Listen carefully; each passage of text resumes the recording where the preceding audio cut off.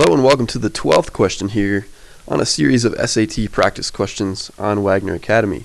It says, and it looks like this is another non-multiple choice question here, so we have to get the answer ourselves, no choices to look at. In the figure above, a circle is tangent to the line at point P. So if this is tangent, I'm going to draw this in as I go here. Boom, that's tangent. That means that has to be 90 degrees. That could be helpful later on.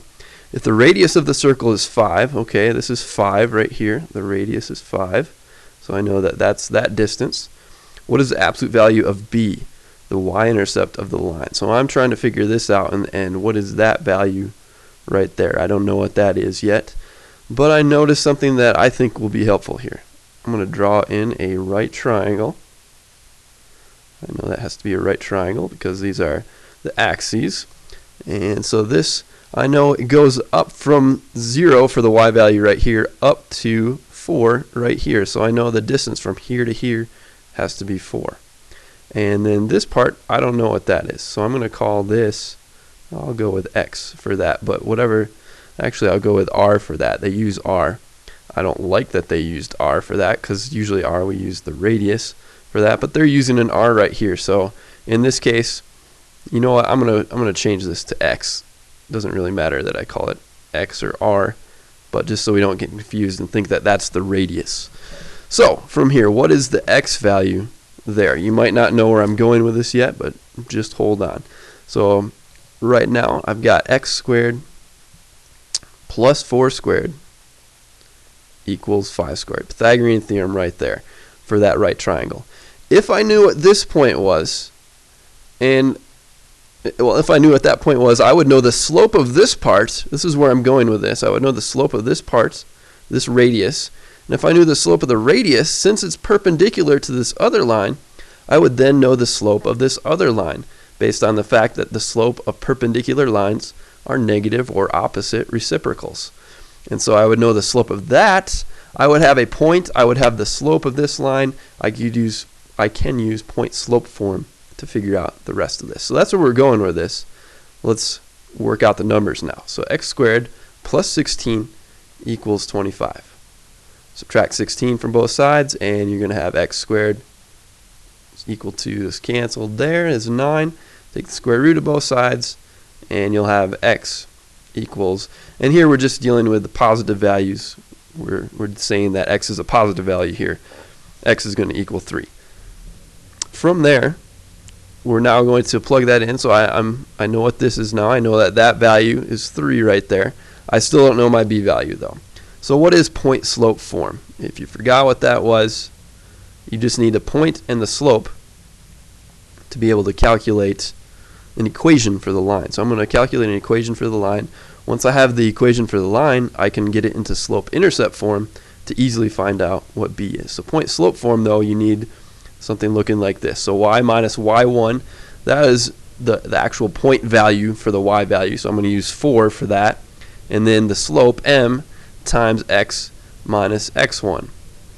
And so that's my x coordinate right here, which we found out was 3. So I'm going to have y minus 4 equals, and my slope here for this line, for this radius, is I'm going up 4 and right 3. That's a positive 4 over a positive 3. So the slope, rise over run, is 4 over 3.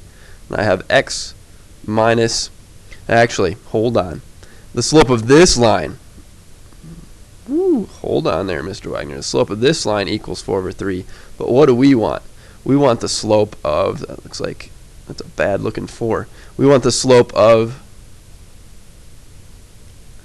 this line instead. So the slope of this is going to equal the opposite reciprocal of 4 over 3. So that's going to be negative 3 over 4. Since this is positive, that's negative.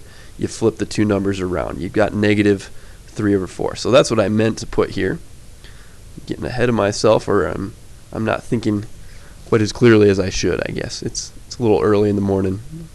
But no excuses, Mr. Wagner. You got an SAT to take. Not really, I don't, but you do. So x1, I want to help you get ready for that. So x1, that was 3. So from there, there's my slope of the line itself, and I have a point, 3,4. That's why I'm using point slope form. I know this point, and I have a slope. From there, work this out. So I'm going to distribute the negative 3/4. I'll have negative 3/4 x, and then this times 3, I can think of this as a fraction. I could put it over 1. 3 times 3 on the top would be 9. 4 times 1 on the bottom would be 4.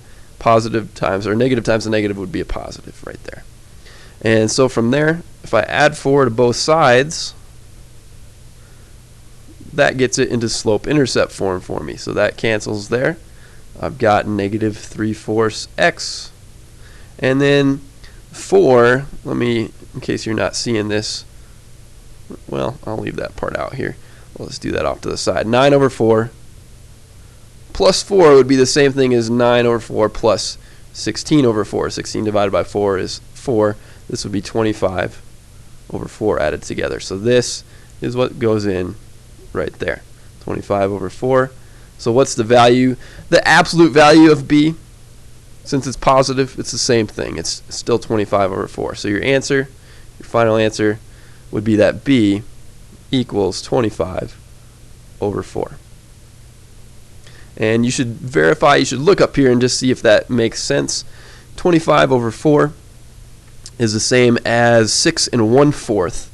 Since this value here, the y value is 4, if you go straight across, that seems reasonable. It seems like that would be a reasonable answer. This would be 5 right there, because the radius of the circle is 5. So it seems like 6 1/4, 6 1/4 seems a pretty reasonable answer.